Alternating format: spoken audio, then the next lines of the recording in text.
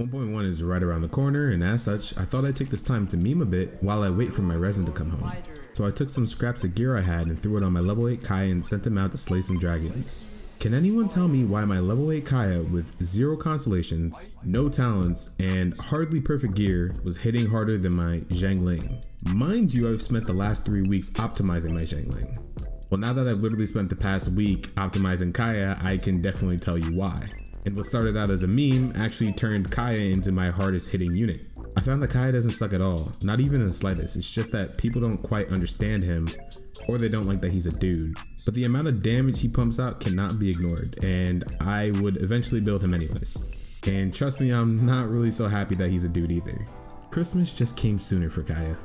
So I'll be going over a free-to-play build, yes, free-to-play, that allows Kaeya to absolutely dominate everything. And mind you, the build I have isn't even fully optimized. I spent a week doing refreshes and farming for him, but there are so many more improvements that I can make for this build. And I'll be going over each improvement as they come up, so you can really get the full vision of the build. I was also going to have this video double as a showcase to explain Kaeya better, but I found myself skipping over details to shorten the video, and I decided it would be best if we just made 2. So if you want a more in-depth look into Kaeya's kit, the showcase will pick apart everything and will come shortly after this one. Let's get straight into it. So this build abuses Kaeya's modifiers coupled with physical damage modifiers to really pack a punch. Physical damage is shown by the white damage numbers. It's basically damage that doesn't have an element attached to it. I may make a future video that goes in depth on how physical damage works some other time, but for this video, the most important thing to know is that it's boosting our normal and charged attacks. These are going to be our bread and butter when it comes to dishing out damage. So it's especially important to know what combinations of normal and charged attacks will have the highest damage output. Combos will be covered after we get gear and stats squared away. I almost forgot to mention we will also be abusing the Superconduct reaction. Superconduct lowers a target's physical defense by about 50% for somewhere between 8 and 9 seconds. We don't have an entirely accurate result of how much damage increase this actually provides, but it's estimated that physical attacks will have a 15 to 30% damage increase. Now that you understand the premise of this build, let's show you some stats.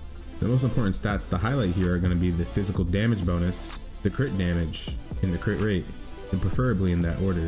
Of course, you want to try to pump up stats like attack as high as you can get it, but it shouldn't be our main focus as it doesn't calculate it to our modifiers as hard as the other 3 stats do.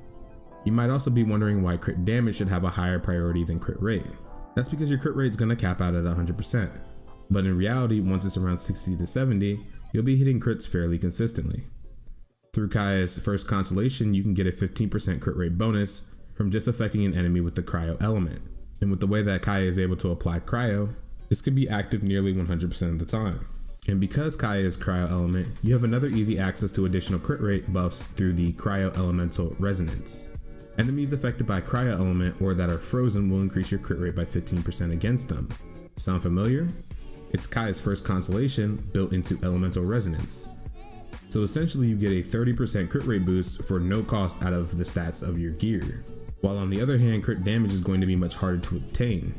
Your 2 sources are going to be through a crit damage crown or through the substats on your gear. We'll cover this further in the artifact section. And I didn't forget about our physical damage bonus stat. It's just going to be easier to see how we get 100% if I just show you. My weapon of choice for this build is the prototype Rancor. There's a couple of reasons why I chose this weapon over many other choices. Number 1, it's all I had. This weapon is easy to get your hands on, which is especially useful to free-to-play players. They give it to you as one of your adventure rank rewards, but also this can be crafted to get it to max refinement over at the blacksmith. Mine's only rank 2.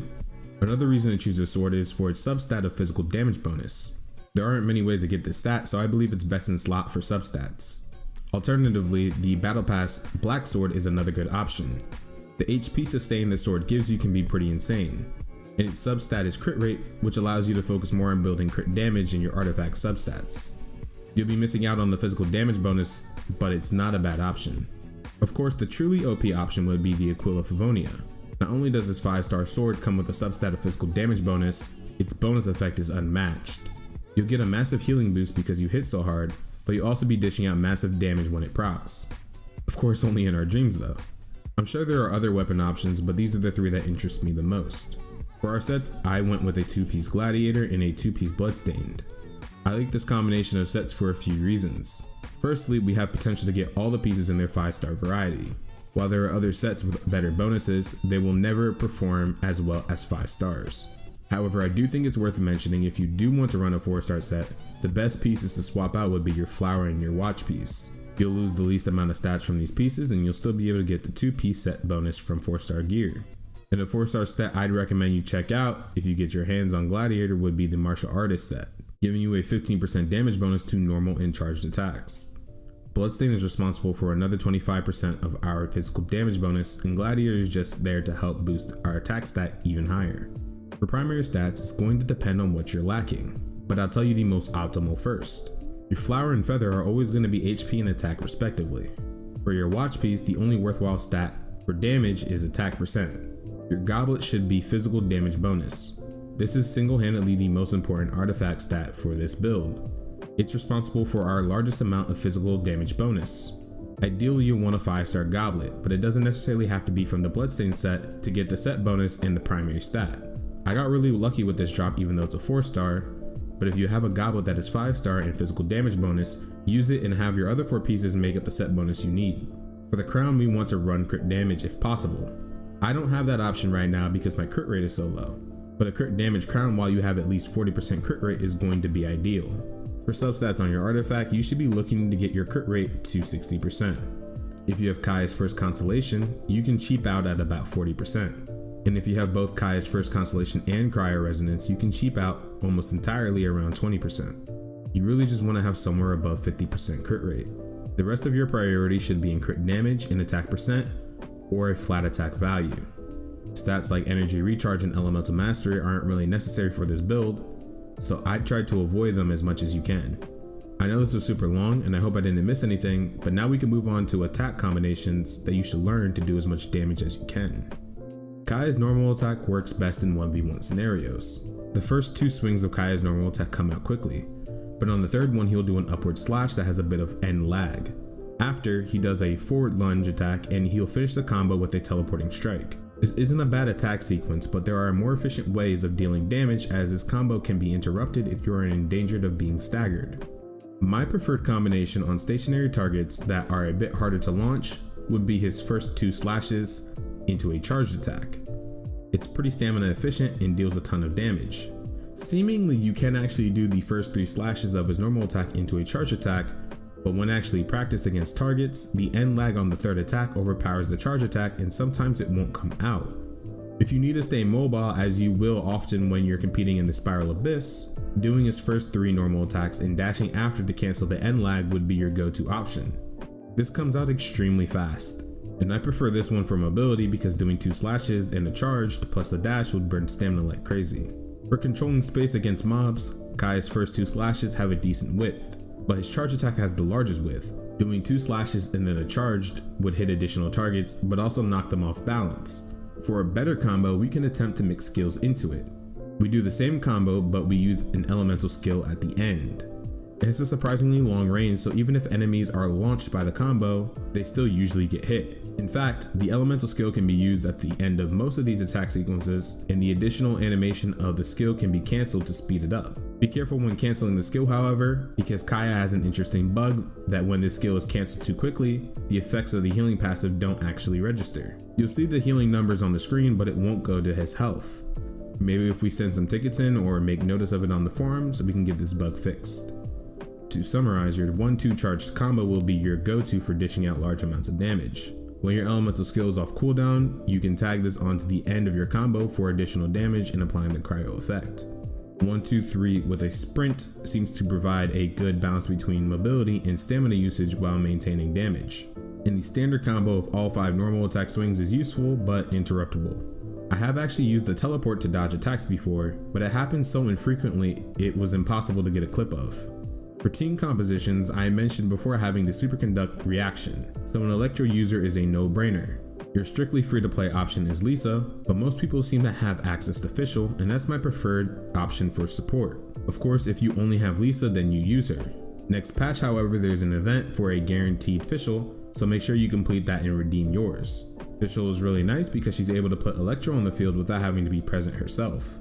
I won't talk about the gear you can set her up with, but I'm sure you can do some pretty cool things. For the other 2 slots, it's really flexible. My favorite fillers have been Sucrose and Barbara. Sucrose because having an Amino user allows me to spread out elements on the field to multiple targets easily. Kaeya doesn't have an infinite range, and Fischl's Oz is single target, so being able to spread these elements out makes it easier to get Superconduct on a lot of different enemies at once. Barbara is just a good healer, but also Hydro allows us to freeze targets if there is a troublesome mob on the field. We can preserve him for last or beat him as he's frozen. Since we aren't using claymores, the damage we do will not shatter the ice, so he'll just remain frozen and take the damage. However, nowadays I find myself using Barbara less and less because I think there's just other options that provide more value. Someone I'd really like to test is Kaeya. It looks like not only does he heal, but his abilities provide damage resistance and deal a good amount of damage themselves. His kit also works really well when he's not on the field, similar to Fischl. In general, he looks like a solid choice for a support DPS. Of course, you can also go double cryo as mentioned earlier, but there's also double pyro for the 25% attack buff. I would however try to avoid the melt reaction since we aren't really using elements for damage, and plus the melt reaction works best when cryo is applied first and then pyro is used to melt it off. I'm sure there's many other combinations, but I thought I'd highlight the ones that I'm most fond of. To summarize, my favorite combinations are Sucrose and Barbara, Sucrose and Kaeya, double cryo plus a free slot of your choice, and double pyro. I'm sure you can get away with many other combinations of characters. In fact, try some out and let me know what your favorite are. But that's the build. Honestly, who expected Kaeya to be the monster that he is? I guess the biggest takeaway from this build is that you can now see Kaeya not just as a support, but as a very viable main DPS.